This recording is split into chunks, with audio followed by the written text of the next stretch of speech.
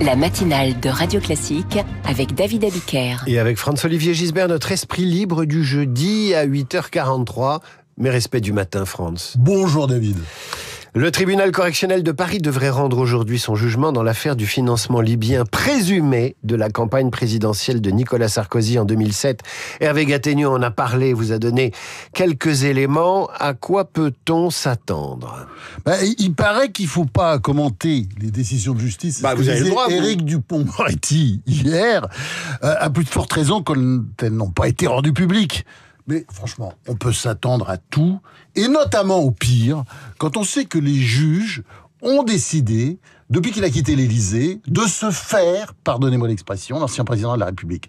Pendant le procès, le parquet national financier l'a accusé d'avoir passé un pacte de corruption avec l'ex-dictateur libyen Moammar Kadhafi pour qu'il le soutienne à la présidentielle de 2007. En conséquence de quoi, les procureurs avaient requis une peine de 7 ans de prison, 7 ans, à laquelle il faut ajouter 1 an ferme, une condamnation validée par la Cour de cassation dans l'affaire dite Bismuth, des écoutes téléphoniques, des conversations de Sarkozy avec son avocat et ami Thierry Herzog. Donc les 3 affaires qui le concernent, en fait, se ressemblent. Il n'y a toujours aucune preuve contre Sarkozy, mais des suppositions, des supputations, des présomptions plus ou moins vagues, toutes révérence gardée pour la justice de mon pays, tout ça fait un peu procès de Moscou. Alors, c'est une accusation grave, quand vous parlez de procès de Moscou. Oui. Est-ce que vous défendez Sarkozy, ce qui est assez inattendu, parce que vos relations avec lui n'ont pas toujours été excellentes. Comment expliquez-vous finalement que assez peu de journaux aient contre-enquêté ? Parce que si cela est sérieux, c'est une affaire d'État, mais sans doute la plus grande affaire d'État du siècle, ou en tout cas du XXe siècle. Un président qui se fait financer sa campagne par un chef d'État, il va lancer ensuite une guerre contre ces chefs d'État qui mourra dans cette guerre. Enfin bon, bref, c'est un truc énorme. Et en même temps, très peu de journaux ont enquêté ou contre-enquêté là-dessus. Attendez, on va parler à part Mediapart. On va parler cru. Mais enfin, Mediapart, non mais vous rigolez. C'est eux qui ont lancé l'affaire. Tout ça est bidon. Parler de millions. À la fin, il y aurait peut-être quelques dizaines de milliers d'euros en liquide. La question c'est, certains disent Mediapart a marché main dans la main avec les juges dans cette affaire. Ou c'est peut-être les juges qui ont suivi Mediapart, ça leur arrive d'ailleurs souvent. Tout ça est ridicule. Moi, si vous voulez, je pense qu'il y a un problème en France, c'est le parquet national financier qui a mené cette enquête. À grands frais, parce que c'est débauche de moyens depuis des années. Et avec le PNF, il y a toujours 2 poids, 2 mesures selon qu'on en est de droite ou de gauche. Quoi qu'elle fasse, par exemple, Anne Hidalgo et la mairie de Paris ne sont jamais inquiétés. Vous allez voir, même après le rapport de la Cour des comptes, toutes les histoires et tout, il y aura rien, peut-être quelque chose comme ça, pour un peu de fumée, pour embrouiller tout le monde, mais il y aura rien. En revanche, le PNF cherche toujours des poux à la droite.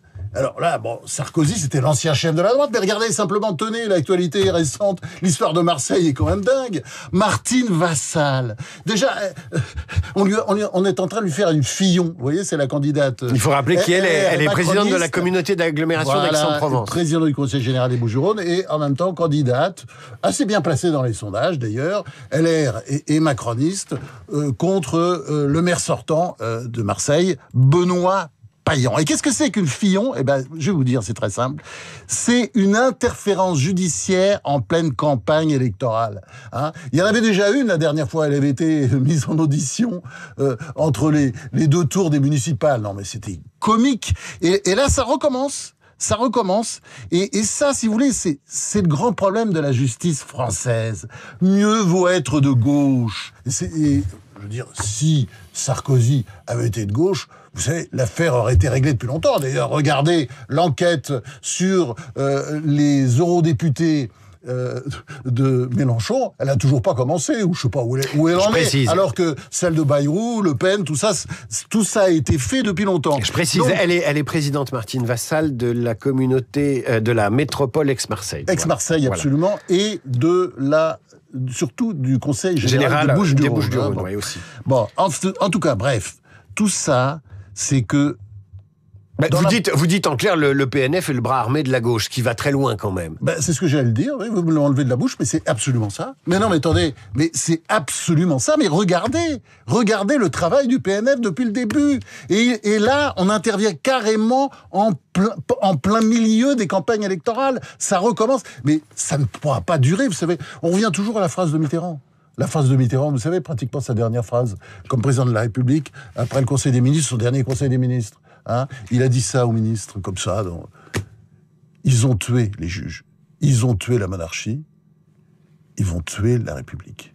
Bon, il y a un certain nombre de candidats. Alors je dis pas tous les juges, bien entendu. Attention, attendez. Oui, je sais. Il y a les magistrats qui jugent en droit. Il y en a encore. Et il y a tous les militants du syndicat national de la magistrature. Il y a un certain nombre de candidats pour 2027, dont Édouard Philippe, sans doute Gérald Darmanin, quand ils se déclareront officiellement, mais enfin qui ont envie non pas de faire le ménage, mais qui ont envie de revoir la formation des juges, de revoir une certaine... Mais oui, mais alors certains d'entre eux sont tellement politisés qu'il faudrait peut-être revoir carrément. Pourquoi pas un système électoral? Pourquoi pas ils pourraient très bien aller devant les électeurs comme aux États-Unis. Alors au point où on en est, je veux dire, comme ils sont politisés, qu'ils se présentent aux élections, puis on verra bien.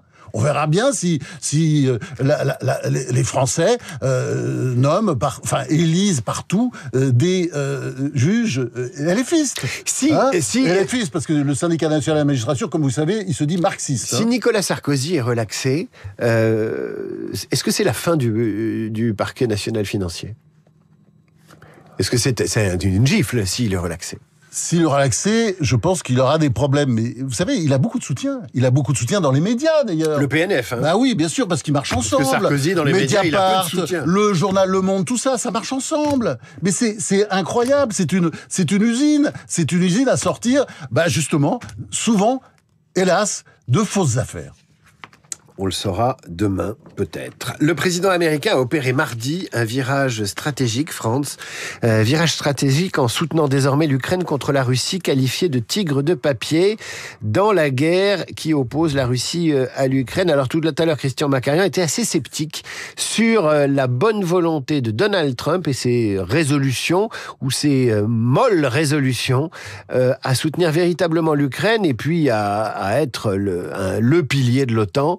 Les Européens ont du mal à y croire. Il a souvent raison, Christian Macarian, et puis vous connaissez la bonne formule de François Ier à propos de la gente féminine, une formule très macho d'ailleurs, que je ne revendique pas du tout, mais François Ier, il disait, à propos des femmes, alors je change, évidemment, j'utilise sa formule, souvent Trump varie, et bien folle, et qui s'y fie. Voilà. Je crois que, ça, on peut dire ça.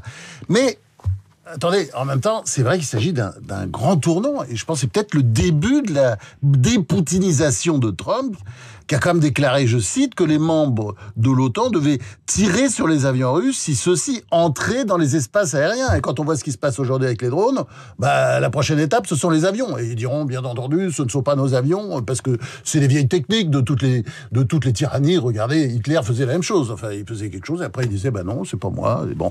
L'opération intimidation de Poutine, avec ses déluges de drones sur la Pologne, sur le Danemark, on peut dire quand même qu'elle a fait chou blanc, en tout cas, auprès de Trump, et qui se rebiffe.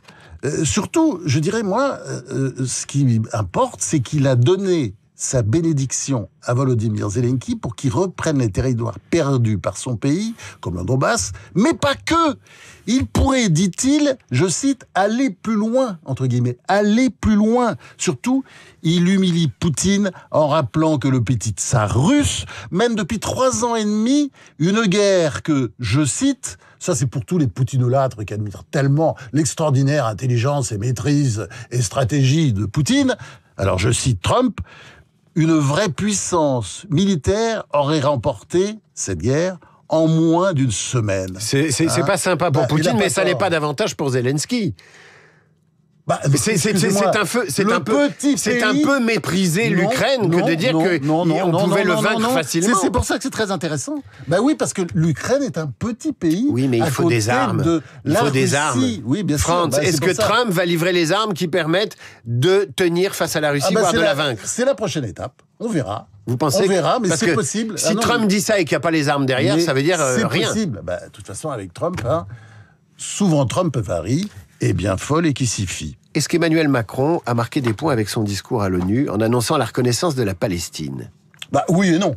Oui, certainement dans une partie de l'électorat français, l'électorat musulman, auquel évidemment il cherche à complaire, comme d'ailleurs son collègue Keir Starmer, qui est lui Premier ministre britannique. Alors que 2 tiers des Français sont assez sceptiques sur cette reconnaissance. Oui, évidemment. Très sceptiques, voire opposés. Écoutez, Macron, il y a quelques mois, il avait mis des conditions à cette reconnaissance. Aucune de ces conditions n'est remplie et il reconnaît quand même. Non, mais c'est un truc absolument étrange. Et moi, ce qui me désole un peu, c'est que ça éloigne Macron de la troïka des hommes d'État européens. Je pense à Giorgia Meloni, Friedrich Merz, et puis aussi l'extraordinaire première ministre social-démocrate du Danemark, Mette Frederiksen. Et si vous voulez, j'étais un peu désolé de le voir serrer si chaleureusement la main au tyran syrien Al-Jolani, dont les sbires islamistes sont en train de brûler des villages chrétiens dans la vallée des chrétiens, dans la province de Homs. Et on n'entend pas d'ailleurs à ce sujet beaucoup nos braillards d'extrême gauche. Vous me direz, ce sont des chrétiens, qu'ils aillent en enfer. Franz-Olivier Gisbert, qui un jour sera peut-être, je dis bien peut-être, admis au paradis. On se retrouve la semaine prochaine, on va se séparer avec Les Sauvages de Rameau, c'est tiré évidemment des Indes galantes.